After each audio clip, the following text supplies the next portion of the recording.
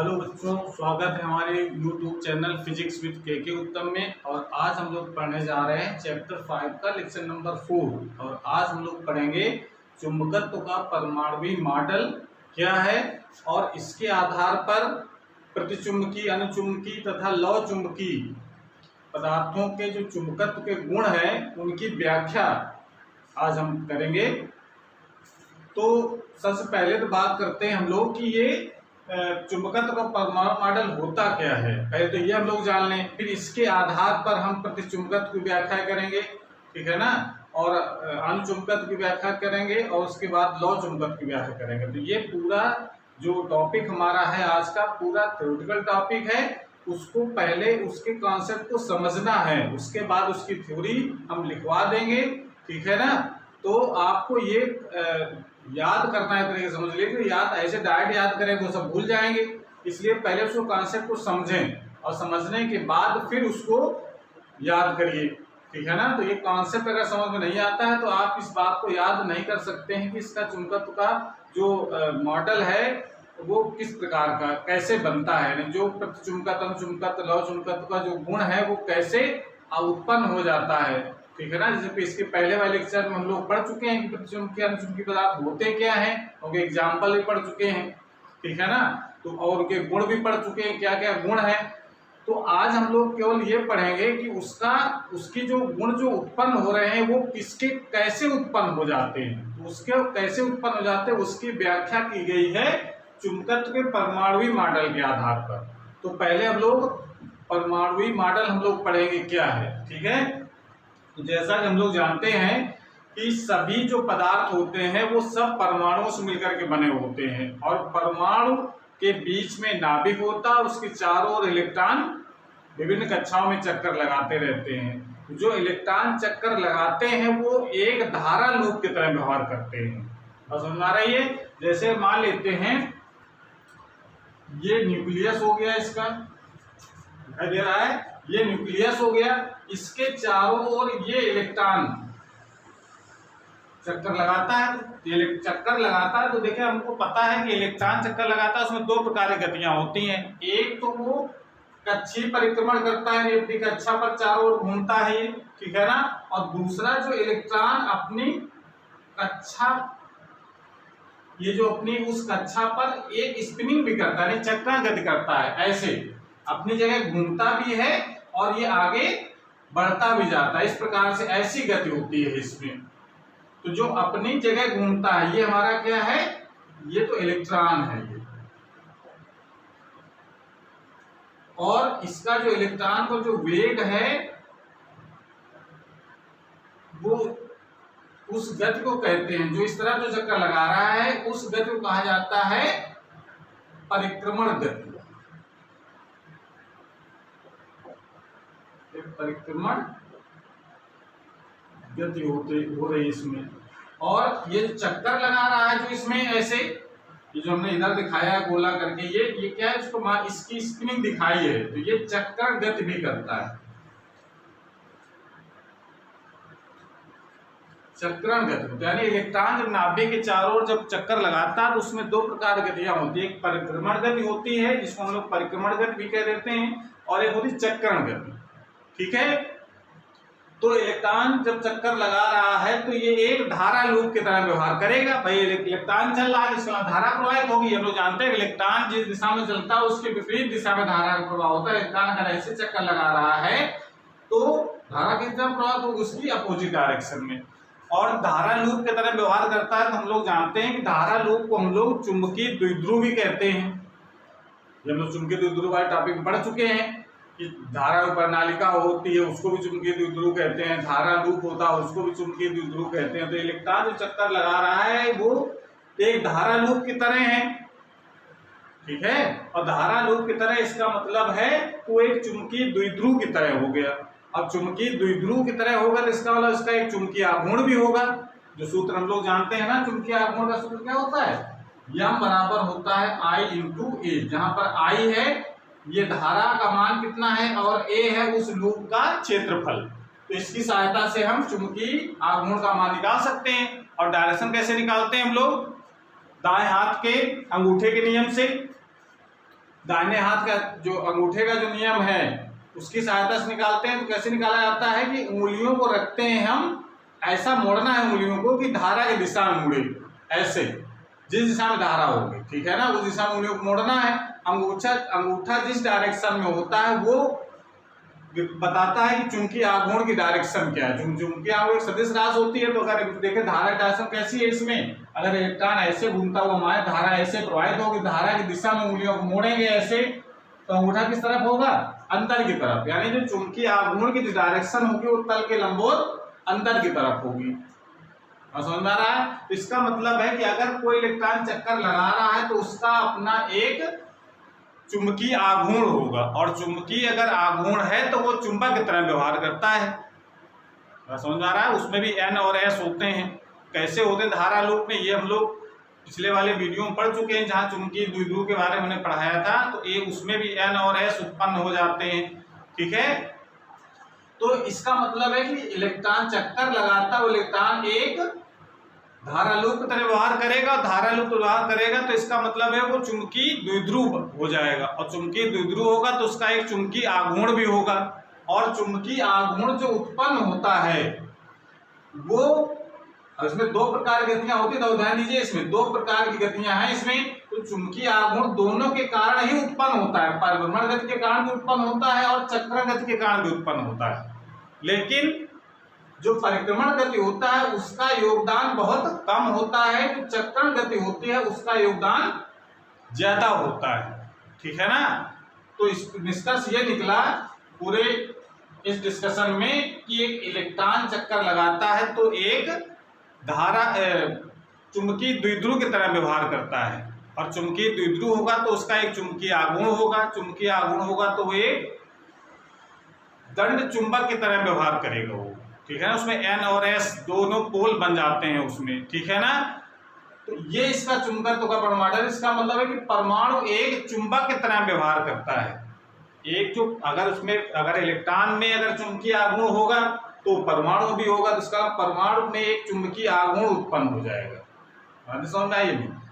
दोबारा फिर सुनो, इलेक्ट्रॉन चक्कर लगा रहा है तो इलेक्ट्रॉन चक्कर जब लगाएगा तो एक धारा लूप की तरह व्यवहार करेगा, और धारा लूप में व्यवहार करेगा तो एक चुंबकीय द्विध्रुव बन जाएगा ये, और चुंबकीय द्विध्रुव बन जाएगा तो इसका एक चुंबकीय आघूर्ण होगा, ठीक है ना।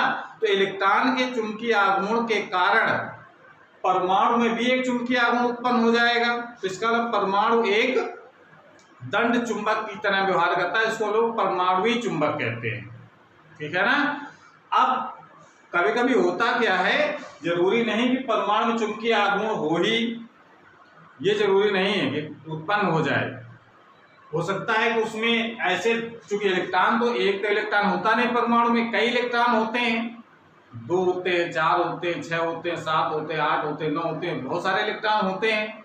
तो वो आपस में किस तरीके का उनका सामंजस्य रहता है, अगर 2-2 के पेयर बना लेते हैं, ठीक है ना, पेयर बनाकर लेंगे या पेयर नहीं बनाते हैं, वो सब कुछ संभव है। तो वो उसकी व्याख्या हम लोग करते हैं चुंबकत्व मॉडल में, यानी जो हम लोग पढ़ेंगे कि प्रतिचुंबकत्व क्या कैसे उत्पन्न होता है, प्रतिचुंबकत्व की व्याख्या कैसे की जाती है, अनुचुंबकत्व की व्याख्या कैसे की जाती है, तो उसकी व्याख्या हम लोग करेंगे। तो पहले तो अभी आपको ये जानना है कि परमाणु में एक चुंबकीय आघूर्ण होता है जिसकी डायरेक्शन हम लोग एक चित्र में दिखाते हैं। मान लो परमाणु में सपोज ये परमाणु है हमारा, ठीक है ना, सिंबल भी से बनाना है, एक परमाणु ये दिखाया, अगर इसमें चुंबकीय आघूर्ण नहीं है इसी कारण, मान लो 2 इलेक्ट्रॉन हो, 2 का एक का चक्रण एक दिशा में और दूसरे का चक्रण दूसरी दिशा में हो, तब क्या होगा, देखो एक जैसे मान लो 2 इलेक्ट्रॉन है सपोज,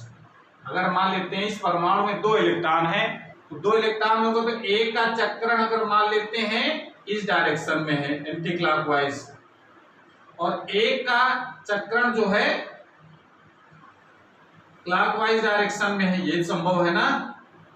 ये केमिस्ट्री हम लोग पढ़ चुके हैं, केमिस्ट्री पढ़ चुके हैं ये चीज की इलेक्ट्रॉनों में चक्रण गति होती है, एक ही डायरेक्शन में हो सकती है, अलग अलग डायरेक्शन में भी हो सकती है। तो मान लेते हैं 2 इलेक्ट्रॉन हो गए जिनमें एक का चक्कर एक दिशा में, दूसरे का दूसरी दिशा में, तो इसके कारण जो डायरेक्शन होगी चुंबकीय आघूर्ण की कैसी होगी, नीचे की तरफ। देखो इसमें अंगुलियां अगर हम घुमाएंगे, क्योंकि देखिए ये इलेक्ट्रॉन इस दिशा में घूम रहा है तो करंट किस दिशा में होगी, इस दिशा में। इसमें इलेक्ट्रॉन इस दिशा में घूम रहा है तो करंट कैसी होगी, इस दिशा में होगी। तो अगर करंट की डायरेक्शन उंगलियां घुमाएंगे तो इसमें जो चुंबकीय आघूर्ण होगा किस डायरेक्शन में होगा, तल के लंबवत अंदर की तरफ होगा। यानी यहाँ पर जो चुंबकीय आघूर्ण होगा कैसा होगा, तल के लंबवत अंदर की तरफ। ठीक है, अंदर की तरफ को हम लोग क्रॉस द्वारा दिखाते हैं।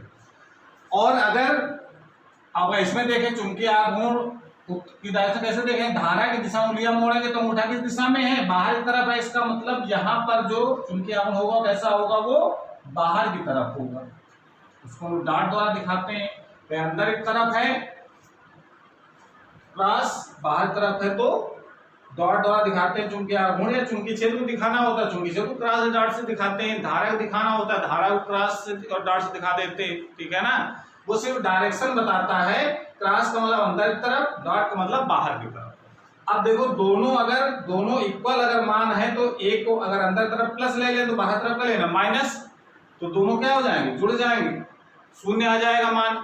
तो इसका मतलब है कि अगर 2 इलेक्ट्रॉन है या 4 इलेक्ट्रॉन है, 6 इलेक्ट्रॉन है, हम जोड़ा अगर बना लेते हैं, ठीक है, अगर जोड़ा बना लेते हैं तो अगर उनके चक्रण दोनों के अपोजिट हैं तो उनका कुल चुंबकीय आघूर्ण क्या होगा, शून्य। तो इसका मतलब परमाणु में कोई चुंबकीय आघूर्ण नहीं होगा। परमाणु को सिंपली हम लोग ऐसे दिखा देते हैं। अगर मान लेते हैं कुछ ऐसे इलेक्ट्रॉन जिसमें है, तो ये जो हमने बताया जिसका चक्कर जिसमें चुंबकीय आघूर्ण शून्य होता है, यानी जो युग्म बना लेते हैं, पेयर बना लेते हैं और उनका चुंबकीय आघूर्ण शून्य हो जाता है, तो वो कहलाते हैं प्रतिचुंबकीय पदार्थ। ये यहां से हम लोग पहचान करते हैं कि अगर जिनके चुंबकीय आघूर्ण शून्य हो जाएं इलेक्ट्रॉनों के, भाई इलेक्ट्रॉन का चुंबकीय आघूर्ण होगा, इलेक्ट्रॉन का चुंबकीय आघूर्ण होगा, एक इलेक्ट्रॉन का चुंबकीय आघूर्ण होगा, लेकिन 2 इलेक्ट्रॉन है, दोनों की डायरेक्शन अपोजिट है, तो उनका कुल चुंबकीय आघूर्ण क्या होगा, शून्य। अगर मान लो 4 इलेक्ट्रॉन है, 4 में 2 का एक दिशा में, 2 का एक दिशा में, उसके अपोजिट दिशा में, तो क्या होगा, उनका चुंबकीय आघूर्ण शून्य। तो चुंबकीय आघूर्ण परमाणु का शून्य हो सकता है, लेकिन जो इलेक्ट्रॉन चक्कर लगा रहा है उसका शून्य नहीं होता है। तो जिनके परमाणुओं का चुंबकीय आघूर्ण शून्य होता है वो कहलाते हैं प्रतिचुंबकीय पदार्थ। और समझ में आ रही है, और जिन पदार्थों के इलेक्ट्रॉनों का चुंबकीय आघूर्ण शून्य नहीं होता है, इलेक्ट्रॉनों का चुंबकीय आघूर्ण तो कभी शून्य नहीं होता, जिन परमाणुओं के चुंबकीय आघूर्ण शून्य नहीं होते हैं, भाई इलेक्ट्रॉन वाले उसमें 5 इलेक्ट्रॉन है तो 5 में से मान लो 2-2 के पेयर बना लिए, 2-2 के पेयर बनाए तो 2-2 बन के 2 पेयर बन गए, 4 इलेक्ट्रॉन कंज्यूम हो गए, एक बचा। तो एक का चक्रण एक दिशा में हो रहा है, इसका मतलब है कि वो शून्य नहीं कर पाएंगे। समझ में आ रही है, तो शून्य नहीं कर पाएंगे, इसका मतलब उसमें एक चुंबकीय आघूर्ण होगा और चुंबकीय आघूर्ण जो होगा उसकी डायरेक्शन होगी। तो चित्र में हम लोग परमाणु और उसके चुंबकीय आघूर्ण की डायरेक्शन को ऐसे दिखा देते हैं कि चुंबकीय आघूर्ण की डायरेक्शन इस तरीके से, ये सिंबल के रूप में है। अब चुंबकीय आघूर्ण अंदर घोषित लाइन ऐसे खींचते हैं हम लोग, भाई अगर ये परमाणु में अगर चक्कर लगा रहा है तो अंदर तरफ होगा, तो बाहर तरफ होगा, तो वहां डायरेक्शन खींचना संभव नहीं अंदर बाहर तरफ, तो हम लोग उसको इस प्रकार से दिखाते हैं। इसका मतलब ये परमाणु है और उसका एक चुंबकीय जो आघूर्ण है उसकी डायरेक्शन इस तीर द्वारा दिखाई दे रही है। ये परमाणु है, अगर चुंबकीय आघूर्ण शून्य है परमाणु का तो उसमें हम तीर नहीं दिखाएंगे, यानी परमाणु है केवल उसका आघूर्ण क्या है, शून्य है, और इसमें परमाणु है उसका चुंबकीय आघूर्ण की डायरेक्शन तीर द्वारा दिखा रहे हैं।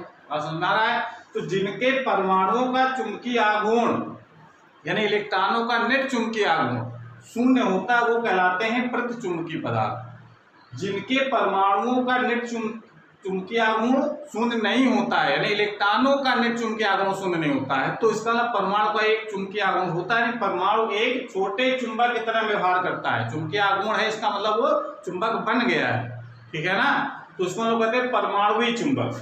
तो ये जो परमाणु जिसमें परमाणु का चुंबकीय आघूर्ण शून्य नहीं होता है वो कहलाते हैं अनुचुंबकीय पदार्थ। और जो प्रतिचुंबकीय जो लौह चुंबकीय पदार्थ होते हैं, जो लौह चुंबकीय पदार्थ होते हैं उसमें क्या अंतर होता है अनुचुंबकीय इसके साथ में, कि उसमें होता क्या है, उसमें तमाम जो है ऐसे बहुत सारे क्षेत्र बन जाते हैं। लौह चुंबकीय पदार्थ क्या होता है, उसमें भी परमाणु तो एक चुंबक होता ही है, परमाणु एक चुंबक होता है, उसका चुंबकीय आघूर्ण होता है अपना एक, लेकिन उसमें ऐसी तमाम जटिल क्रियाएं होती हैं उसमें क्षेत्र बन जाते हैं, ठीक है ना। और उस क्षेत्र में जितने इलेक्ट्रॉन होते हैं, मान लो उसमें क्षेत्र ऐसे बन जाते हैं, इस तरीके से क्षेत्र में डिवाइड हो जाता है वो, ये क्षेत्र बन गया, एक ये क्षेत्र बन गया, एक क्षेत्र बन गया, तो क्षेत्र में जितने परमाणु होंगे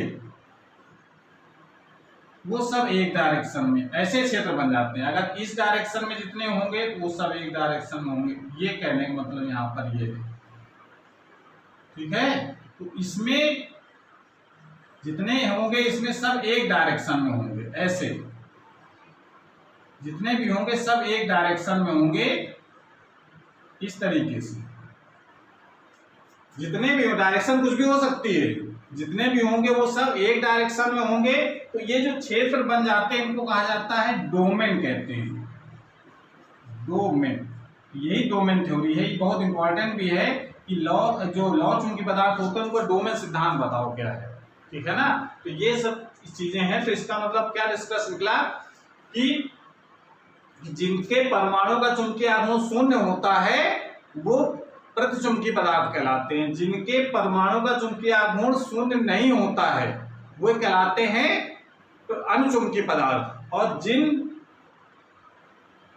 जो परमाणु यानी जो परमाणु मिल करके, कई परमाणु मिल करके, मतलब एक नहीं कई परमाणु मिल करके क्षेत्र बना लेते हैं अपना, और वो क्षेत्र का अपना एक चुंबकीय आघूर्ण निश्चित हो जाता है, सब एक ही दिशा में हो जाए तो इस क्षेत्र का चुंबकीय आघूर्ण की डायरेक्शन ये होगा निश्चित, ठीक है ना। तो इसका मतलब जो क्षेत्र बन गया उसका नाम क्या दिया गया है, डोमेन कहते हैं। और वो डोमेन एक पूर्ण चुंबक की तरह व्यवहार करता है। तो ये हो जाते हैं लौह चुंबकीय पदार्थ। जो परमाणु डोमेन बना लेते हैं वो लौह चुंबकीय पदार्थ होते हैं। जो डोमेन नहीं बनाते, केवल उनका एक परमाणु ही चुंबकीय द्विध्रुव होता है, चुंबकीय द्विध्रुव की तरह व्यवहार करता है, तो वो कहलाते हैं अनुचुंबकीय पदार्थ। जिनका चुंबकीय आघूर्ण शून्य होता है वो कहलाते हैं प्रतिचुंबकीय पदार्थ, ठीक है।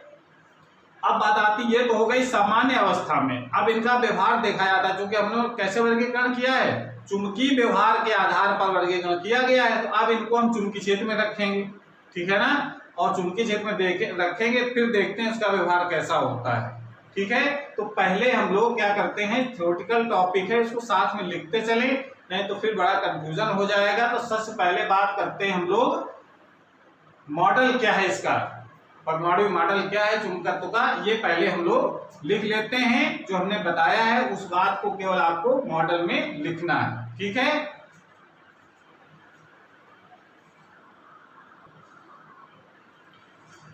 तो मॉडल को हम इस प्रकार से लिख सकते हैं कि इस मॉडल के अनुसार प्रत्येक परमाणु के केंद्र पर एक नाभिक होता है तथा जिसके चारों ओर इलेक्ट्रॉन विभिन्न कक्षाओं में कक्षीय परिक्रमण तथा अपनी धुरी पर चक्रण करते रहते हैं। दो गतियां होती है ना, बताया।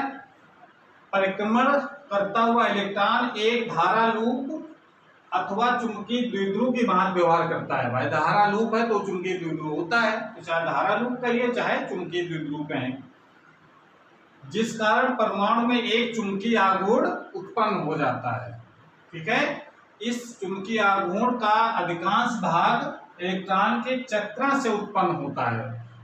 कक्षीय परिक्रमण का योगदान बहुत कम होता है। भाई जो इलेक्ट्रॉन ने कहा कि इलेक्ट्रॉन अपनी धुरी पर भी घूमता है, जिसको हम चक्रण गति कहते हैं, और इलेक्ट्रॉन नाभिक के चारों ओर घूमता है, उसको हम कहते हैं परिभ्रमण गति या परिक्रमण गति कहते हैं, ठीक है। अब उसमें योगदान दोनों का रहता है, जो m जो उत्पन्न हुआ है, चुंबकीय आघूर्ण उत्पन्न हुआ है, वो दोनों कारण उत्पन्न हुआ है, लेकिन चक्रण गति का योगदान ज्यादा है। जो कक्षीय परिक्रमण है, परिक्रमण गति है, उसका योगदान बहुत कम होता है। तो इतना ये मॉडल हमारा है, इसको आपको तैयार कर लेना है। अब इसके आधार पर हम लोग व्याख्या करेंगे प्रतिचुंबकत्व की, ठीक है ना, और अनुचुंबकत्व की और लौह चुंबकत्व की। तो पहले हम लोग व्याख्या करते हैं प्रतिचुंबकत्व की व्याख्या कैसे की गई है। बहुत इंपॉर्टेंट टॉपिक है, इसको बिल्कुल समझ करके आपको तैयार करना है, ठीक है। इसको नोट कर लीजिए, उसके बाद हम लोग प्रतिचुंबकत्व की व्याख्या हम लोग करेंगे।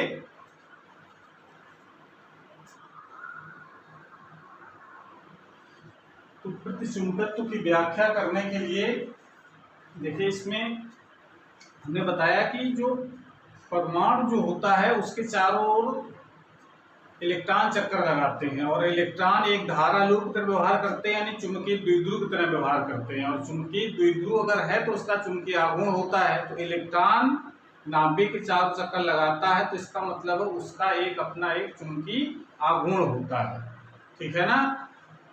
यानी इलेक्ट्रॉन कह सकते हैं घूमता हुआ इलेक्ट्रॉन एक चुंबकीय द्विध्रुव की तरह व्यवहार करता है, चुंबक की तरह व्यवहार करता है, आप सिंपली कह सकते हैं उसको, ठीक है ना। और चुंबक व्यवहार करेगा उसमें N और S दोनों ध्रुव बन जाते हैं।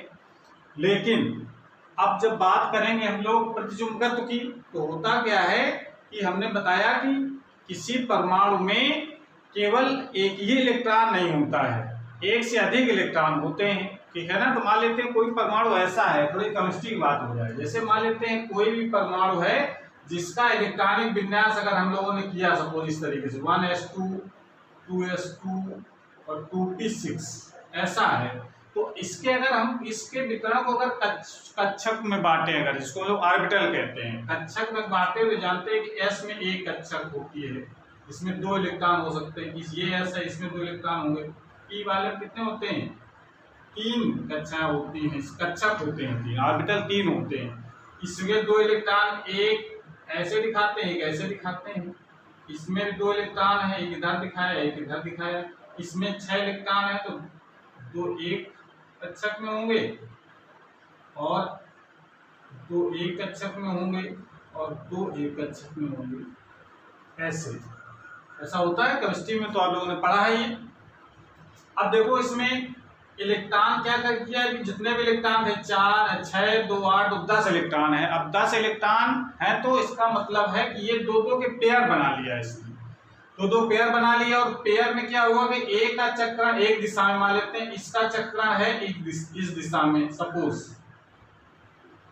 ऐसे एंटी क्लॉकवाइज, तो इसका चक्रण किस दिशा में होगा इसको समझ लो। उसको लिखना बहुत आसान है, हमने लिख दिया है पहले से, इसको समझ लीजिए ताकि इसको याद करना आसान हो जाए। आप अपने मन से भी इसमें कुछ लिख सकते हैं फिर और दूसरे को बता भी सकते हैं।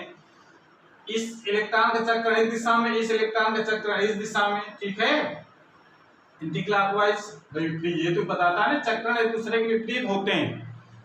अब जरा ध्यान दो, इसमें इलेक्ट्रॉन ऐसे घूम रहा है, ठीक है ना, तो इसमें जो करंट किस डायरेक्शन में होगी, इस डायरेक्शन में, ये इलेक्ट्रॉन की डायरेक्शन हो गई तो करंट डायरेक्शन कैसी होगी, ऐसी, इसमें करंट डायरेक्शन होगी ऐसी। इसके कारण जो चुंबकीय आघूर्ण किस दिशा में होगा, ये धारा दिशा मोड़ना है तो इसमें होगा चुंबकीय आघूर्ण अंदर की तरफ, अंदर तरफ होगा। इसका मतलब हम लोग क्या दिखाएंगे, क्रॉस दिखाते हैं, ये m की डायरेक्शन हो गई।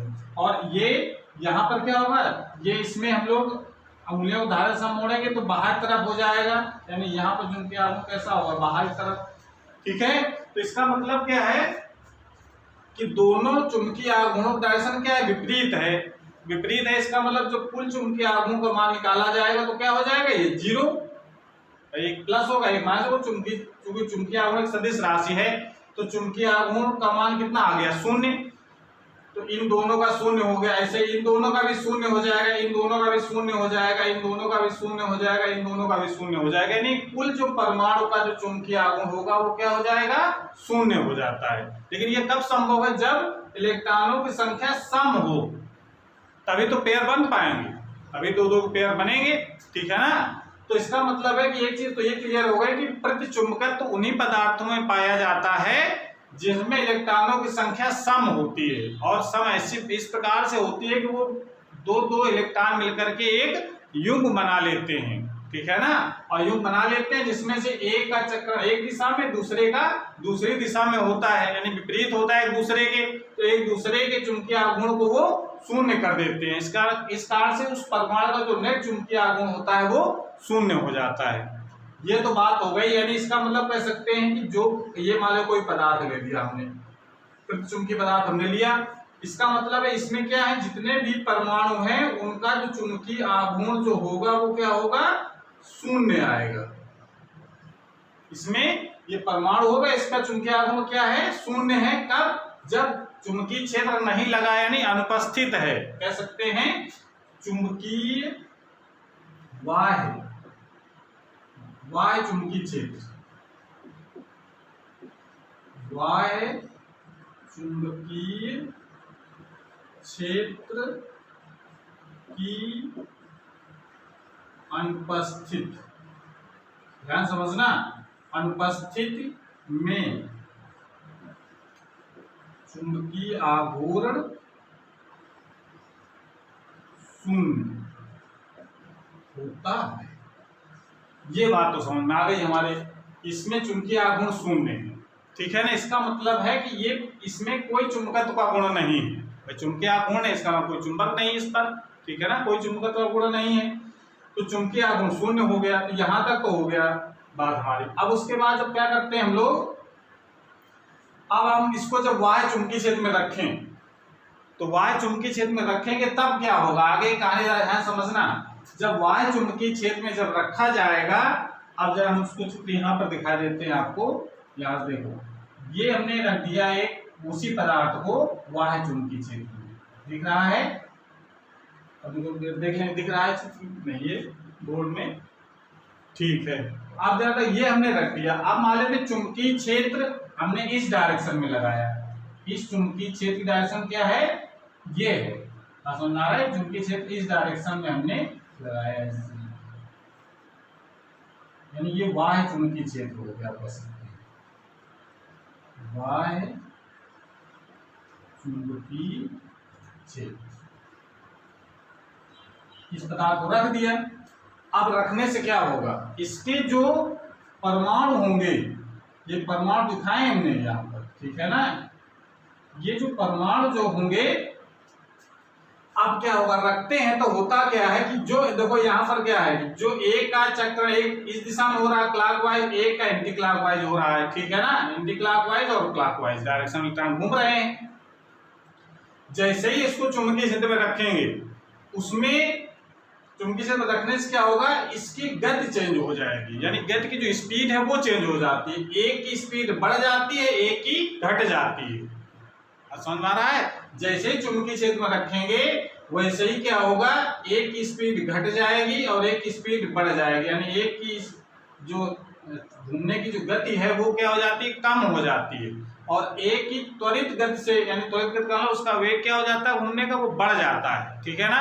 अब जरा देखो, पहले वो समान वेग से चक्कर लगा रहे थे क्लॉकवाइज एंटी क्लॉकवाइज, अगर एक का वेग कम हो जाएगा, एक का ज्यादा हो जाएगा, तो क्या होगा, इसका जो नेट चुंबकीय आघूर्ण शून्य नहीं होगा। भाई अगर ज्यादा स्पीड से घूमेगा तो आघूर्ण उसका ज्यादा होगा, धारा उतनी ज्यादा बहेगी, धारा जितनी ज्यादा बहेगी, तो अभी सूत्र लिखा था हमने, m बराबर, सूत्र क्या होता है, I इंटू ए, जितनी ज्यादा स्पीड से इलेक्ट्रॉन घूमेगा उसमें धारा उतनी ज्यादा प्रवाहित होगी, ठीक है ना, और धारा जितनी ज्यादा प्रवाहित होगा उतना ज्यादा होगा। समझ में आ रहा है। तो इसका मतलब है कि जिसकी स्पीड बढ़ जाती है उसका चुंबकीय आघूर्ण ज्यादा हो जाता है, जिसकी स्पीड घट जाती है उसका चुंबकीय आघूर्ण कम हो जाता है, तो नेट चुंबकीय आघूर्ण क्या होगा, वो शून्य नहीं होगा। समझ में आ रहा है। इसका मतलब उसमें एक चुंबकीय आघूर्ण उत्पन्न हो जाएगा। समझ में आ रहा है। तो इसका मतलब है जब हम किसी वाह्य चुंबकीय क्षेत्र में रखते हैं तो उसमें क्या होता है कि एक इलेक्ट्रॉन धीमा हो जाता है और एक त्वरित हो जाता है, मतलब उसकी स्पीड बढ़ जाती है। इससे क्या होता है, इसका जो परमाणु का जो नेट चुंबकीय आघूर्ण है वो शून्य नहीं होता, उसमें एक चुंबकीय आघूर्ण प्रेरित हो जाता है, ठीक है ना।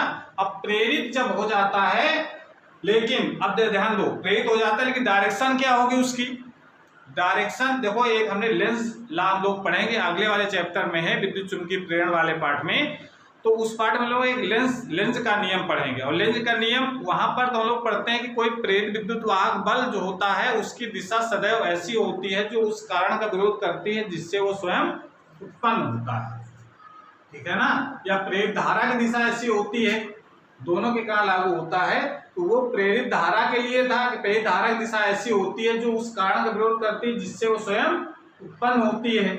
समझ में आ रहा है। तो इसका मतलब यहाँ पर जो प्रेरित, यहाँ पर भी लेंस लग रहा है कि जो पहले चुंबकीय आघूर्ण कितना था, शून्य था, इस पर कोई चुंबकीय आघूर्ण नहीं था। जैसे हमने इसको वाह्य चुंबकीय क्षेत्र में रखा तो उस पर एक चुंबकीय आघूर्ण प्रेरित हो गया, लेकिन चुंबकीय आघूर्ण जो प्रेरित हुआ है तो लेंस लॉ कहता है कि चुंबकीय आघूर्ण जिसके कारण उत्पन्न हुआ है वो उसका विरोध करेगा।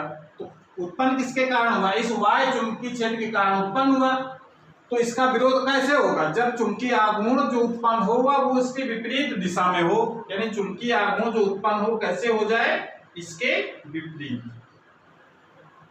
इस दिशा में उत्पन्न चुंबकीय आघूर्ण। चुंबकीय आघूर्ण देखो, इसमें तीर दिखाना है ऐसे, तो सही से बनाते हैं।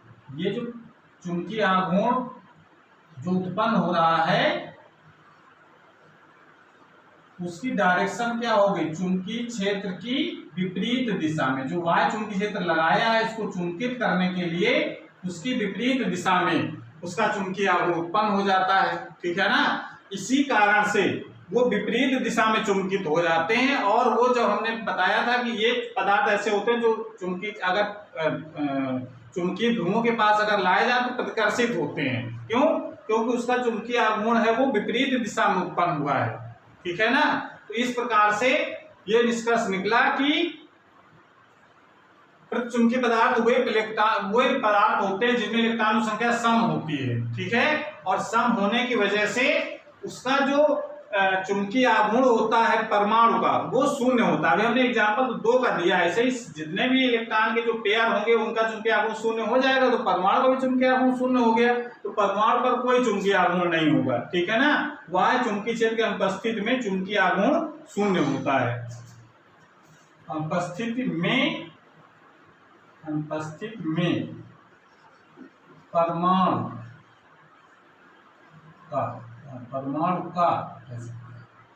परमाणु का चुंबकीय आघूर्ण शून्य होता है, ठीक है। जैसे हमने y चुंबकीय क्षेत्र लगाया तो y जो चुंबकीय क्षेत्र हम लगाएंगे, y चुंबकीय क्षेत्र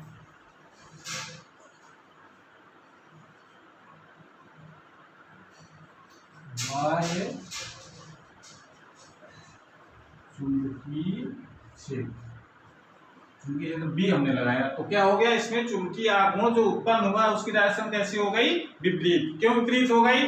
क्योंकि लेंज के नियम के अनुसार जो प्रेरित जो चुंबकीय आघूर्ण है वो उस कारण विरोध करता है जिससे वो स्वयं उत्पन्न हो रहा है। उत्पन्न हुआ इस दिशा में चुंबकीय क्षेत्र लगाने से, उसकी विपरीत दिशा में उसका विरोध करने के लिए उसकी विपरीत दिशा में चुंबकीय आघूर्ण प्रेरित हो जाता है। तो इस प्रकार से उसकी डायरेक्शन हम लोग दिखाते हैं, ठीक है ना। तो इस कारण से ये चुंबकीय क्षेत्र की विपरीत दिशा में चुंबकीय जो आता है उसकी भाषा इस प्रकार से लिख देंगे। देखिए हम उसको पढ़ करके आपको सुना रहे हैं, इसको समझ गए होगा तो आप लिख सकते हैं ये कि प्रतिचुंबकत्व का गुण प्रायः उन पदार्थों में पाया जाता है जिनके परमाणु अथवा अणुओं में इलेक्ट्रॉनों की संख्या सम होती है तथा दो इलेक्ट्रॉन मिलकर के युग्म बना लेते हैं। प्रत्येक युग्म में दोनों इलेक्ट्रॉनों का चक्कर एक दूसरे के विपरीत होता है, जिसमें परमाणु का नेट चुंबकीय आघूर्ण शून्य होता है, जिससे परमाणु का नेट चुंबकीय आघूर्ण शून्य होता है। ये बात तो यहां तक हो गई कि चुंबकीय क्षेत्र नहीं लगा है, यानी सामान्य अवस्था में है तो चुंबकीय आघूर्ण क्या हो गया, परमाणु का शून्य। जब y चुंबकीय क्षेत्र में रखते हैं, यानी जब प्रतिचुंबकीय पदार्थ को y चुंबकीय क्षेत्र में रखा जाता है तो प्रत्येक युग्म का एक इलेक्ट्रॉन धीमा तथा दूसरा त्वरित हो जाता है। जब चुंबकीय क्षेत्र में रखेंगे इलेक्ट्रॉन है तो बल लगेगा, बल के कारण क्या होगा, उसका वेग कम होगा या तो ज्यादा होगा। तो एक का ज्यादा हो जाता है, एक का कम हो जाता है, ठीक है ना। तो दूसरा त्वरित होने का मतलब ज्यादा हो जाता है। इससे परमाणु में एक चुंबकीय आघूर्ण प्रेरित हो जाता है। बराबर होता है तो शून्य हो जाता है, एक का कम एक का ज्यादा होगा। जब दोनों को जोड़ेंगे तो क्या होगा, शून्य नहीं आएगा। तो उसमें क्या होगा, परमाणु में एक चुंबकीय आघूर्ण प्रेरित हो जाता है जिसकी दिशा y चुंबकीय क्षेत्र के विपरीत होती है। यह लेंज का नियम कहता है। तो लेंज के नियम के अनुसार होता है कि प्रेरित चुंबकीय आघूर्ण है वो उस कारण का विरोध कर रहा है जिससे वो स्वयं उत्पन्न होता है। ये सब में होता है, केवल प्रतिचुंबकीय पदार्थ में ही नहीं होता, ये अनचुंबकीय भी होता है, लौ चुंबकीय भी होता है, लेकिन इसका प्रभाव बहुत कम होता है। ये ध्यान रखना, ऐसा नहीं केवल इसी में होता है प्रतिचुंबकीय पदार्थ में, ये प्रतिचुंबकीय पदार्थ में ही ऐसा होता है, ये नहीं है। ये अनचुंबकीय भी होता है, लौ चुंबकीय भी ये गुण पाया जाता है, ठीक है ना।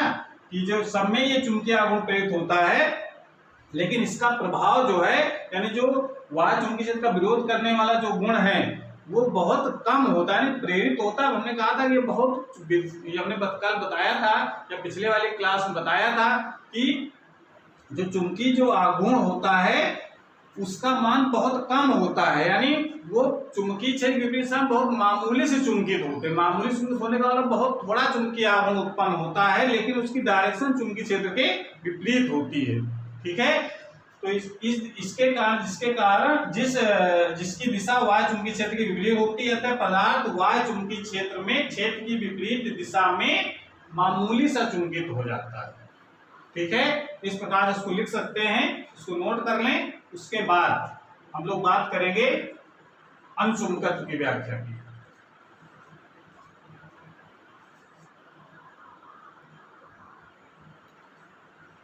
तो अनचुंबकत्व की व्याख्या करने के लिए हम लोग ये मान लेते हैं कि जैसे कोई परमाणु हमारे पास है 1s2, एग्जाम्पल लेते हैं 1s2, 2s2, 2p4 है। अब इसमें देखा जाए इलेक्ट्रॉन संख्या सम इसमें भी है, ऐसा नहीं है, वो हमने ये 100% श्योर नहीं जिनमें इलेक्ट्रॉनों की संख्या सम होती है वही जो है प्रतिचुंबकीय पदार्थ होते हैं। सम होने से मतलब नहीं है, तात्पर्य है सम का मतलब सम हो और उनके जोड़े बन जाएं, और जोड़े ऐसे बन जाएं कि सबका चक्रण एक जोड़े का एक मतलब एक दिशा में और दूसरे इलेक्ट्रॉन का दूसरे दिशा में हो। जोड़े बनते हैं उसमें 2 इलेक्ट्रॉन होंगे तो एक का चक्रण एक दिशा में और दूसरे का दूसरे दिशा में हो, ठीक है ना, तो वो उसका चुंबकीय आघूर्ण तो शून्य हो जाएगा, तो वो कहलाते हैं प्रतिचुंबकीय पदार्थ। पर यहाँ देखो इसका अगर हम कक्षकों में अगर वितरण करें तो जरा ध्यान दो, सब केमिस्ट्री में सब आप लोग पढ़ चुके हो, ये पूरी केमिस्ट्री भी आनी चाहिए इसको समझने के लिए। इसका चक्रण अगर इस दिशा में है, इस 2 इलेक्ट्रॉनों का, तो एक इस दिशा में हो जाएगा, इसका एक दिशा में है तो दूसरा इस दिशा में होगा। इसमें क्या होगा, इसमें 3 कक्षक होंगे, एक पता है ना, पहले एक इलेक्ट्रॉन समय भरता है, उसके बाद 3 इलेक्ट्रॉन भर के अब यहाँ डबल होना शुरू होगा, बाकी ये 2 इलेक्ट्रॉन कैसे होगा जिसका चक्रण एक ही दिशा में है, ठीक है ना, यानी ये पेयर नहीं बना पा रहे हैं। तो जब ऐसी सिचुएशन जब होती है कि भाई ये इलेक्ट्रॉन है, इसका चक्रण एक दिशा में, इसका चक्रण दूसरी दिशा में, इनका कुल चुंबकीय आघूर्ण शून्य हो गया, इसका एक इलेक्ट्रॉन एक दिशा में, दूसरा दूसरी दिशा में, इसका एक चुंबकीय आघूर्ण शून्य हो गया, इसका इलेक्ट्रॉन एक दिशा में, दूसरा इलेक्ट्रॉन दूसरी दिशा में, इसका चुंबकीय आघूर्ण शून्य हो गया। लेकिन इसका जो इलेक्ट्रॉन है क्लॉकवाइज डायरेक्शन घूम रहा है तो ये भी क्लॉकवाइज डायरेक्शन घूम रहा है, तो या एंटी क्लॉकवाइज घूम रहा है तो एंटी क्लॉकवाइज भी घूम रहा है, दोनों एक ही डायरेक्शन में है। तो इसका मतलब इन ये 2 इलेक्ट्रॉनों का चुंबकीय आघूर्ण तो शून्य हो गया, लेकिन ये जो 2 इलेक्ट्रॉन जो एक ही दिशा में चक्कर लगा रहे हैं तो इसका चुंबकीय आघूर्ण शून्य नहीं होगा। इसका मतलब है इसमें इस परमाणु में एक चुंबकीय आघूर्ण उत्पन्न हो जाएगा। समझ में आ रहा है? तो जिनमें ये चुंबकीय आघूर्ण उत्पन्न हो जाता है वो पदार्थ कहलाते हैं अनचुंबकीय पदार्थ। समझ में आ रहा है? तो यहाँ ध्यान देना है कि उसमें क्या थे, सारे इलेक्ट्रॉन पेयर्ड हो गए थे, ठीक है ना, युग्मित इलेक्ट्रॉन जिसमें होते हैं वो सब प्रतिचुंबकीय पदार्थ कहलाते हैं। केमिस्ट्री में आप लोगों ने पढ़ा, जितने भी पेयर्ड इलेक्ट्रॉन होते हैं वो सब पदार्थ जो है वो प्रतिचुंबकीय पदार्थ कहलाते हैं, और जिनमें अनपेयर्ड होते हैं वो सब अनचुंबकीय कहलाते हैं या तो लौ चुंबकीय कहलाते हैं, ठीक है ना। तो अभी हम बात कर रहे हैं अनचुंबकत्व की। तो अनचुंबकत्व का मतलब क्या होगी, एक जो इसका मतलब क्या है कि इसमें 2 इलेक्ट्रॉन का पेयर नहीं बनता, इसका मतलब इनका चुंबकीय आघूर्ण जो पूरे परमाणु का होगा वो शून्य नहीं होगा, ठीक है ना। इन दोनों का शून्य हो जाएगा, इन दोनों शून्य हो जाएगा, इन दोनों का शून्य हो जाएगा, पर इन दोनों का शून्य नहीं होगा, अर्थात ये जो परमाणु होगा उसमें अपना एक चुंबकीय आघूर्ण होता है। अब ये चुंबकीय आघूर्ण जो होता है इसका मतलब क्या है कि इसमें जो परमाणु जो होगा उसमें चुंबकीय आघूर्ण उत्पन्न हो जाएगा, उसकी डायरेक्शन हम लोग इस प्रकार से दिखा देते हैं सिंबल के रूप में, ठीक है। ये ऐसा एक इलेक्ट्रॉन ये परमाणु हो गया, उसका एक ये चुंबकीय आघूर्ण की डायरेक्शन दिख रही है इसमें, ठीक है ना। तो एक परमाणु की बात हम ऐसे कर रहे हैं, बहुत सारे परमाणु होंगे तो क्या होगा कि चुंबकीय एक परमाणु तो चुंबक की तरह व्यवहार करता है। भाई एक चुंबक जो है एक परमाणु की तरह एक परमाणु जो है वो चुंबक की तरह व्यवहार करता है, ठीक है ना। इसका मतलब उसको कहा जाता है परमाणुवी चुंबक कहते हैं। बहुत छोटा, भाई परमाणु बहुत छोटा होता है तो उसको बहुत नन्हा यानी बहुत छोटा दंड चुंबक होता है परमाणु। अब उसको परमाणु के होने का इसको हम लोग दंड चुंबक न कह करके हम लोग परमाणुवी चुंबक कह देते हैं, ठीक है ना। तो एक परमाणु चुंबक ये हो गया, तो इसका मतलब परमाणु है तो इसका मतलब वो चुंबक की तरह व्यवहार कर रहा है, ठीक है ना। लेकिन सामान्य अवस्था में पूरा पदार्थ में चुंबकत्व का गुण नहीं होता है, परमाणु में तो होता है। परमाणु में होता है चुंबकीय आघूर्ण, लेकिन पूरे पदार्थ में नहीं होता है। क्यों?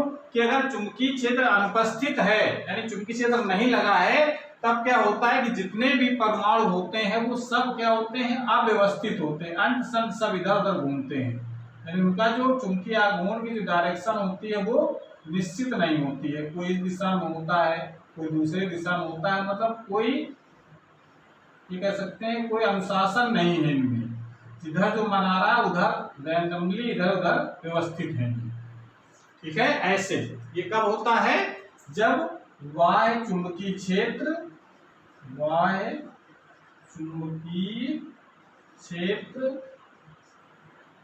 अनुपस्थित है, तब बाह्य चुंबकीय क्षेत्र जब अनुपस्थित है तब ये बात आती है। समझ आ रहा है? तो इसका मतलब बाह्य चुंबकीय क्षेत्र के अनुपस्थित में परमाणु का चुंबकीय आघूर्ण तो है, लेकिन परमाणु ऐसे व्यवस्थित हैं कि उनका जो नेट जो चुंबकीय आघूर्ण है, कोई इधर होगा तो कोई इसकी विपरीत दिशा में होगा, कोई इधर होगा तो उसकी विपरीत दिशा में होगा। तो एक हमने एक नमूना दिखाया है, सब इधर उधर अव्यवस्थित होने के कारण उसका जो पदार्थ का जो नेट जो चुंबकीय आघूर्ण है वो शून्य होता है। बस क्लियर हो गई? लेकिन जब हम चुंबकीय क्षेत्र में रखते हैं, मान लेते हैं इसी पदार्थ को जो हम चुंबकीय क्षेत्र में रखें, मान सकते देखो यहाँ पर ये पदार्थ ले लिया हमने, चुंबकीय पदार्थ अनुचुंबकीय पदार्थ, और अनुचुंबकीय पदार्थ को हम बाह्य चुंबकीय क्षेत्र में रखें,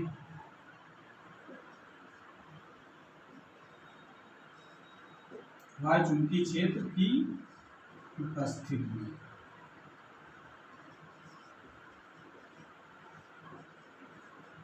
होगा क्या? मान लेते हैं चुंबकीय क्षेत्र सब हमने इस डायरेक्शन में लगा दिया है, ऐसे ये चुंबकीय क्षेत्र डायरेक्शन होगा। तो क्या होगा? ये जानते हैं कि जितने भी ये जो दंड चुंबक बने हुए हैं, यानी जो परमाणु चुंबक बने हुए हैं, तो चुंबक जब भी किसी चुंबकीय क्षेत्र में रखा जाता है तो वो उस पर एक बल आघूर्ण कार्य करता है, और बल आघूर्ण इस प्रकार से कार्य करता है कि उसकी जो अक्ष है वो घूम करके चुंबकीय क्षेत्र की दिशा में हो जाए। तो जब जैसे ही हम इसको पदार्थ को रखते हैं, तो जो इधर उधर अंतसंत जो घूम रहे थे, जिनकी डायरेक्शन इधर उधर थी, वो सब जो है चुंबकीय क्षेत्र की दिशा में संरेखित हो जाते हैं। इस प्रकार से जो इधर उधर थे, जिनकी डायरेक्शन इधर उधर थी, वो सब किस दिशा में घूम करके हो जाते हैं? चुंबकीय क्षेत्र की दिशा में। इस कारण से कहा जाता है कि ये पदार्थ चुंबकीय क्षेत्र में रखे जाने पर क्षेत्र की दिशा में चुंबकित हो जाते हैं। ठीक है ना? अभी कहा जाए 100% संरेखित हो जाते हैं, तो ऐसा नहीं है, कभी कभी मामूली से चुंबकित हो जाते हैं। ठीक है ना? अब ये कह सकते हैं कि एक आध जो परमाणु होते हैं वो 100% नहीं होते, थोड़ा बहुत एक आध इधर उधर भी जा सकते हैं, लेकिन ये प्रयास करते हैं कि सब चुंबकीय क्षेत्र की दिशा में हो जाए। ठीक है ना?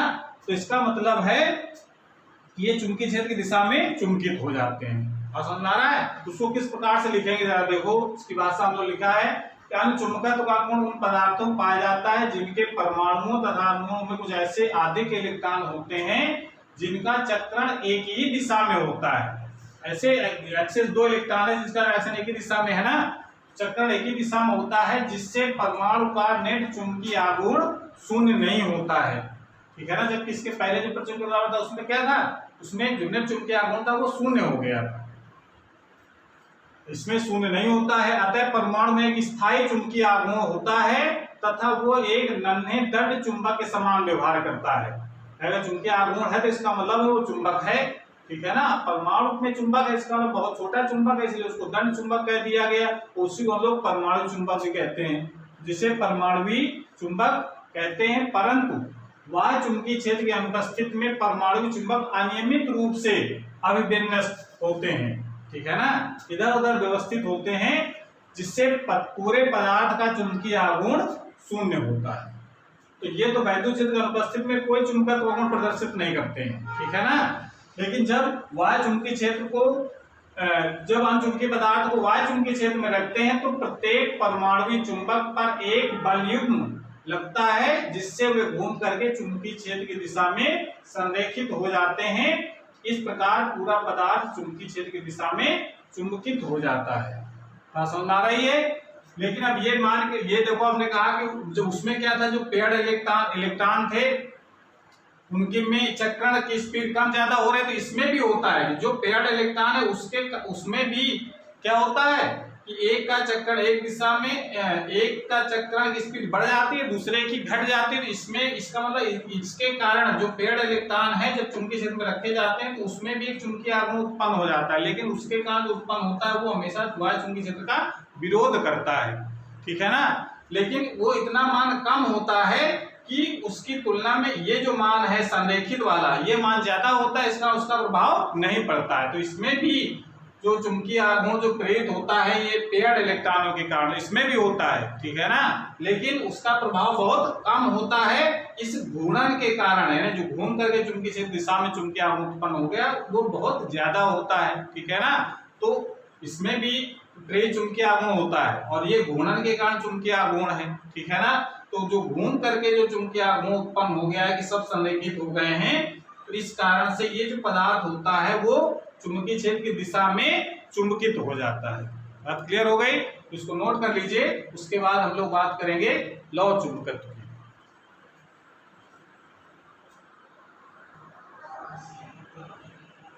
तो लौह चुंबकत्व पदार्थ की व्याख्या करने के लिए, जैसा कि हम लोगों ने इसके पहले अणुचुंबकत्व पदार्थ की व्याख्या की, बिल्कुल सेम उसी तरीके से इसमें भी वही उसी टाइप के इसमें भी परमाणु होते हैं कि परमाणु का जो नेट चुंबकीय आघूर्ण वो शून्य नहीं होता है, ठीक है ना।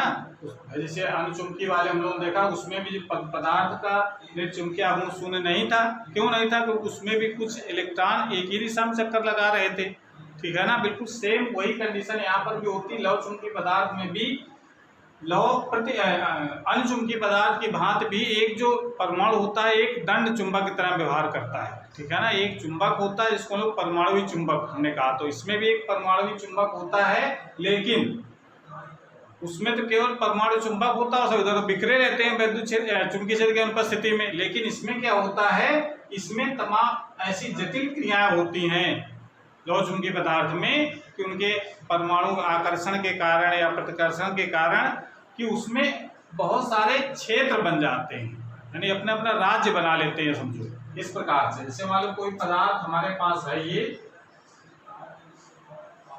और उस पदार्थ में होता क्या है कि उसमें ऐसे क्षेत्र बन गए, एक क्षेत्र ये हो गया, एक क्षेत्र ये हो गया, एक क्षेत्र ये हो गया, एक क्षेत्र ये हो गया। ऐसे तो हमें एक नमूना दिखाया था, ऐसे बहुत सारे असंख्य क्षेत्र बन जाते हैं जिसको हम लोग डोमेन कहते हैं। तो ये क्या कहलाएगा, ये चारों एक डोमेन, एक डोमेन, दो डोमेन, तीन डोमेन, चार डोमेन हो, ऐसे और ज्यादा हो सकते हैं, बहुत संख्या ज्यादा होती है इनकी। तो ये क्या कहलाते हैं, डोमेन, ठीक है। अब उसमें क्या होता है कि जो परमाणु चुंबक के रूप में है, यानी जिनका चुंबकीय आघूर्ण है, वो सब क्या होते हैं, वो सारे जो परमाणु होते हैं सब एक डोमेन, जितने भी परमाणु होंगे सब कैसे होंगे, एक ही दिशा में होंगे। ऐसे जितने भी होंगे सब एक दिशा में होंगे। समझ आ रहा है? ऐसे जितने भी होंगे सारे एक दिशा।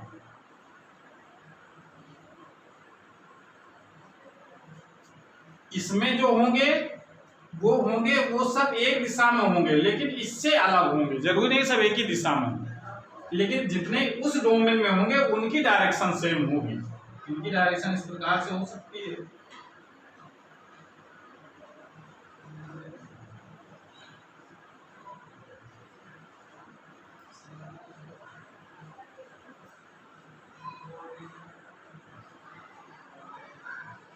वैसे इसमें जो इस डोमेन में जो होंगे परमाणु, उसके जो चुंबकीय आघूर्ण की डायरेक्शन होगी वो इस दिशा में होगी। इसको चुंबकीय अक्ष भी कह रहे हैं ना, इसको चुंबकीय अक्ष की डायरेक्शन में होता है चुंबकीय आघूर्ण, इस डायरेक्शन में हो सकते हैं सारे इलेक्ट्रॉन, ये सारे परमाणु, ये इसमें इस डायरेक्शन में हो सकते हैं। कहने का तात्पर्य एक डोमेन में जितने भी परमाणु होंगे उनकी जो चुंबकीय अक्षें होंगी वो सब एक ही दिशा में होंगी, और दूसरे डोमेन की दूसरी दिशा में होंगी। समझ आ रहा? इस तरीके से सब इधर उधर व्यवस्थित नहीं है। एक डोमेन में जितने भी परमाणु हैं उनकी चुंबकीय अक्षें सब एक दिशा में हैं। ठीक है, इसका मतलब है कि ये जो डोमेन हो गया, इसका मतलब है इस डोमेन की जो चुंबकीय अक्ष किस दिशा में हो गए, इस दिशा में हो गए। यानी कह सकते हैं कि इसकी जो डोमेन डायरेक्शन हो गई सब इस दिशा में हो गई, इसकी इस दिशा में हो गई, इसकी इस दिशा में हो गई, इसकी इस दिशा में हो गई। यानी कह सकते हैं कि ये जो पूरा जो डोमेन है एक चुंबक की तरह व्यवहार करेगा, जिसकी डायरेक्शन होगी इस दिशा में चुंबकीय अक्ष की। इसमें जो डायरेक्शन होगी चुंबकीय अक्ष की वो सब इस दिशा में होगी, इसमें जो चुंबकीय अक्ष की डायरेक्शन होगी वो सब इस दिशा में होगी, इसमें होगी इस दिशा में। ठीक है ना। लेकिन सामान्य परिस्थितियों में क्या होता है कि ये देखो इसकी डायरेक्शन इस दिशा में, इसकी डायरेक्शन इस दिशा में, क्या होगा एक दूसरे को कैंसिल कर देते हैं। इसकी डायरेक्शन इस दिशा में, इसकी डायरेक्शन इस दिशा में, इसका मतलब ये दूसरे को कैंसिल कर देते हैं। तो सामान्य अवस्था में कोई भी पदार्थ चुंबकत्व का गुण प्रदर्शित नहीं करता है, यानी कोई चुंबकीय गुण नहीं होता है। क्यों? क्योंकि सारी जो चुंबकीय अक्षें होती हैं वो सब इस प्रकार से व्यवस्थित होती है, उनका जो कुल परिणामी जो चुंबकीय आघूर्ण हो वो शून्य हो जाए। तो वैद्युत कह सकते हैं चुंबकीय क्षेत्र की अनुपस्थिति में इस पूरे पदार्थ का जो चुंबकीय आघूर्ण होता है वो शून्य होता है। बात समझ में आ रहा है? तो इसलिए इसका जो चुंबकीय आघूर्ण शून्य होने का मतलब क्या है, पदार्थ कोई चुंबकत्व का गुण प्रदर्शित नहीं करता है। अब क्लियर हो गई यहाँ तक? यहाँ तक बात समझ में आ गई कि वैद्युत क्षेत्र चुंबकीय क्षेत्र की अनुपस्थिति में कोई भी पदार्थ चुंबकत्व का गुण प्रदर्शित नहीं करता है। क्यों नहीं करता है? क्योंकि इसमें जितनी भी चुंबकीय अक्षें हैं वो सब इस प्रकार से व्यवस्थित हैं, उनका जो कुल जो परिणामी चुंबकीय आघूर्ण है वो शून्य होता है। ठीक है ना। लेकिन एक क्षेत्र का यानी एक डोमेन का जो चुंबकीय आघूर्ण होता है वो शून्य नहीं होता। ठीक है ना। इसी कारण से एक डोमेन एक पूर्ण चुंबक होता है, वो चुंबक की तरह व्यवहार करता है, तीव्र चुंबक की तरह व्यवहार करता है। ठीक है ना। ये डोमेन चुंबक में व्यवहार करेगा, ये डोमेन चुंबक में व्यवहार करेगा, उसकी डायरेक्शन इस तरफ है, इसकी डायरेक्शन इस तरफ है, ये चुंबक में व्यवहार करेगा, ये चुंबक में व्यवहार करेगा। लेकिन जब डोमेन एक साथ जब मिलते हैं तो उनका जो कुल मान होता है वो शून्य हो जाता है। इस कारण से सामान्य अवस्था में कोई चुंबकीय गुण प्रदर्शित नहीं करता है। ठीक है ना। तो ये बात हम लोग लिख सकते हैं इस प्रकार से कि चुंबकीय पदार्थ की भांति अनचुंबकीय पदार्थ की भांति लौह चुंबकीय पदार्थ का भी प्रत्येक परमाणु एक चुंबक होता है, जिसमें कुछ स्थायी चुंबकीय आघूर्ण होता है। ये तो हम लोग पढ़ चुके हैं चुंबकीय पदार्थ में। परंतु लौह चुंबकीय पदार्थ यहाँ से आगे कहानी शुरू होती है। परंतु लौह चुंबकीय पदार्थ के परमाणुओं में कुछ ऐसी जटिल अन्योन्य क्रिया होती है जिसके कारण पदार्थ के भीतर परमाणुओं के अति सूक्ष्म आकार के प्रभावी क्षेत्र बन जाते हैं, जिन्हें डोमेन कहते हैं। प्रत्येक डोमेन में जो परमाणु संख्या होती है 10⁻17 से लेकर के 10⁻21 तक परमाणु होते हैं, जिनकी चुंबकीय अक्षें एक ही दिशा में संरेखित होती है। जो रेड कलर दिख रही है उसकी इस चुंबकीय क्षेत्र इस डोमेन डायरेक्शन हमने दिखाई है। ठीक है ना। इसकी इस डोमेन डायरेक्शन ऐसे दिखाई, जिस दिशा में सारे परमाणु चुंबक होंगे सब की डायरेक्शन एक दिशा में होती है। ठीक है ना। तो होते हैं इस प्रकार प्रत्येक डोमेन बिना किसी बाह्य चुंबकीय क्षेत्र के एक तीव्र चुंबक होता है। यानी एक डोमेन तो पूरा चुंबक की तरह व्यवहार करता है। ठीक है ना। लेकिन आगे देखो, परंतु सामान्य अवस्था में सभी डोमेन अनियमित ढंग से इस प्रकार बिखरे होते हैं कि उनका परिणामी चुंबकीय आघूर्ण शून्य होता है। ठीक है। जब लौह चुंबकीय पदार्थ को, अब यहाँ तक तो कहानी यहाँ हो गई चित्र में जो दिख रही है। अब आगे जब हम इसको वायु चुंबकीय क्षेत्र में रखते हैं, ठीक है, तो जब लौह चुंबकीय पदार्थ को वायु चुंबकीय क्षेत्र में रखते हैं तो पदार्थ का परिणामी चुंबकीय आघूर्ण दो प्रकार से बढ़ता है। तो जब चुंबकीय क्षेत्र में रखा जाएगा तो कैसे चुंबकत्व का गुण उत्पन्न होता है ये हम लोग सीखेंगे। तो इसका नोट कर लीजिए, फिर आगे हम बताते हैं। नोट कर लें पहले।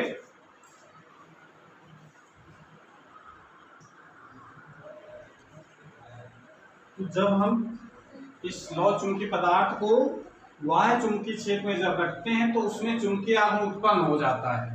ठीक है ना। अभी तो शून्य है, यहाँ देख रहे हैं हम लोग कि जब चुंबकीय क्षेत्र अनुपस्थित है तो इस पर कोई चुंबकीय आघूर्ण नहीं है। ठीक है ना। लेकिन जैसे इसको वाह्य चुंबकीय क्षेत्र में रखेंगे तो उसमें चुंबकीय आघूर्ण उत्पन्न हो जाता है। तो उत्पन्न होने के दो कारण हैं, दो तरीके से उत्पन्न हो सकता है। दो में से कोई एक तरीका होगा, मतलब दोनों एक साथ लागू होते हैं, दोनों में से कोई एक तरीके से उत्पन्न हो सकता है।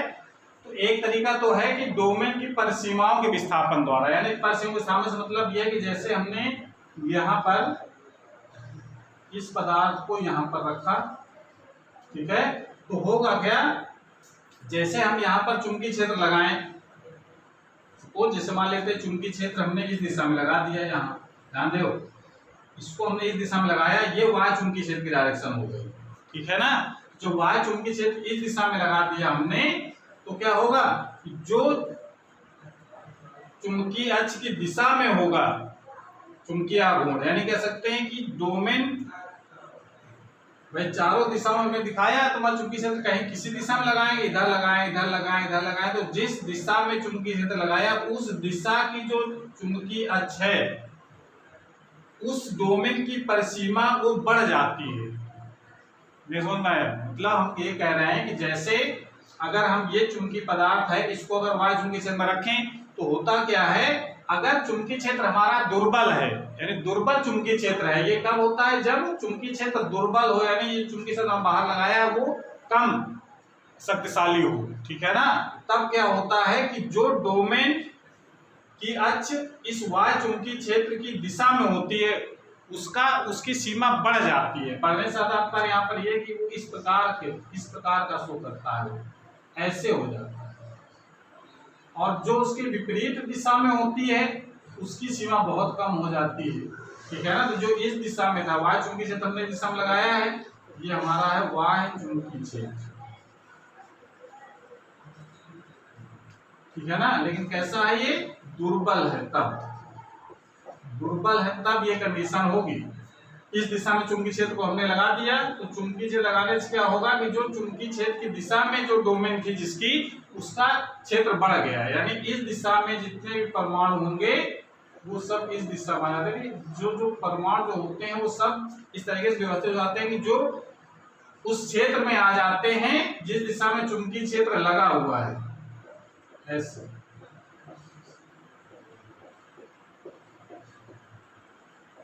और जो विपरीत दिशा में था ये वाला, ये छोटा हो जाता है, इसमें थोड़े से परमाणु बच जाते हैं ऐसे, ठीक है, और बाकी भी घट जाते हैं, मतलब जो दिशा में होता है केवल वही बढ़ता है, बाकी सब क्या होते हैं, घट जाते हैं। समझ में आ रहा है? जो दिशा में होगा केवल वही बढ़ते, बाकी सब क्या हो जाएंगे, घट जाते हैं। तो जब देखो ये क्षेत्र बड़ा हो गया, ठीक है ना, और ये सब क्षेत्र छोटा होगा, इसमें क्या थे, सब बराबर थे और एक दूसरे के विपरीत थे, तो शून्य था। इसमें तो ये क्षेत्र बड़ा हो गया और ये क्षेत्र जो है छोटा हो गया, तो क्या होगा, इनका प्रभाव क्या होगा, ये शून्य नहीं हो पाएगा, ठीक है ना, और इनके ये भी प्रभाव एक दूसरे को शून्य कर देंगे। तो इसका मतलब ये तो शून्य नहीं कर पाएंगे क्योंकि ये छोटा हो गया, बड़ा हो गया, ये बड़े इक्वल होंगे, ठीक है ना। तो टोटली क्या होगा, टोटल परमाणु में टोटल पदार्थ में एक चुंबकीय आघूर्ण प्रेरित हो जाएगा जिसकी डायरेक्शन कैसी होगी, वाय चुंबकीय क्षेत्र की दिशा में होगी, ठीक है। तो इस प्रकार से ये तब होता है विस्थापन जब वाय चुंबकीय क्षेत्र दुर्बल हो, ठीक है। और यही अगर कंडीशन वाय चुंबकीय क्षेत्र अगर वो प्रबल हो, तो क्या होता है, प्रबल होने के कारण जो इधर उधर थे वो सब चुंबकीय क्षेत्र की दिशा में ही हो जाते हैं। इस प्रकार से अगर चुंबकीय क्षेत्र हम इस दिशा में लगा रहे हैं, ऐसे चुंबकीय क्षेत्र, और कैसा है, ये प्रबल है, तब क्या होता है, इसमें सारे जो परिसीमाओं का विस्थापन नहीं होता, परिसीमाएं वही रहती है, लेकिन जितने भी परमाणु होते हैं सब चुंबकीय क्षेत्र की दिशा में ही संरेखित हो जाते हैं, ऐसे। जब एक ही दिशा में संरेखित हो जाएंगे तो कुल मान क्या होगा, शून्य नहीं होगा, फिर कुछ मान इसका होगा, तो वो उस दिशा में चुंबकित हो जाएंगे, वो पदार्थ जो है चुंबकीय क्षेत्र की दिशा में चुंबकित हो जाते हैं। कहानी को समझ में आ रही है? तो इस प्रकार से दोनों कंडीशनें हो सकती हैं, विस्थापन भी हो सकता है और घूर्णन भी हो सकता है। नहीं, जब प्रबल चुंबकीय क्षेत्र होता है तो जो चुंबकीय क्षेत्र में की दिशा में था जिसके अक्ष, वो तो है ही है, और साथ में जो नहीं थे, इतना बल लग रहा है कि घूम करके सब चुंबकीय क्षेत्र की दिशा में हो गए, ठीक है ना। तो इस कारण से इस पदार्थ में चुंबकत्व गुण आ जाता है, और समझ आ रहा है। तो इस प्रकार से कह सकते हैं कि चुंबकीय क्षेत्र जो लौ चुंबकीय पदार्थ में चुंबकीय क्षेत्र अगर हम लगाते हैं बाहर से, तो उसके कारण दो कारणों से, दो में से कोई किसी एक कारण से चुंबकीय क्षेत्र उत्पन्न हो जाता है, चुंबकीय आघूर्ण उत्पन्न हो जाता है। ठीक है ना, चुंबकीय आघूर्ण उत्पन्न हो जाता है। अगर दुर्बल चुंबकीय क्षेत्र है तो परिसीमाओं का विस्थापन होगा, और अगर प्रबल चुंबकीय क्षेत्र है जैसे यहाँ पर हमने लगाया है, तो क्या होगा, सब घूम करके चुंबकीय अक्ष की दिशा में हो जाते हैं। ये बी जो दिख रहा है वो चुंबकीय वाय चुंबकीय क्षेत्र है, यहाँ पर दिखाया हमने। ठीक है, इस प्रकार से उसमें उस पदार्थ में परिणामी चुंबकीय आघूर्ण उत्पन्न हो जाता है और वो पदार्थ में चुंबकत्व का गुण दिखाई देने लगता है। ठीक है, तो इस प्रकार से हम लोगों ने तीनों पदार्थों की व्याख्या की है परमाणु के चुंबकत्व के परमाणु मॉडल के आधार पर। तो इस प्रकार से इसको आप तैयार कर लेंगे। उसके आज की क्लास हमारी यहीं पर समाप्त होती है। अगर ये वीडियो अच्छा लगा हो तो इसको लाइक करें और दोस्तों को शेयर भी करें, और अगर चैनल अभी तक सब्सक्राइब नहीं किया तो चैनल को सब्सक्राइब भी करें, जिससे नए जो वीडियो अपलोड हों उसकी नोटिफिकेशन आपके पास सबसे पहले पहुंच जाए। पढ़ाई करते रहिए। Thank you.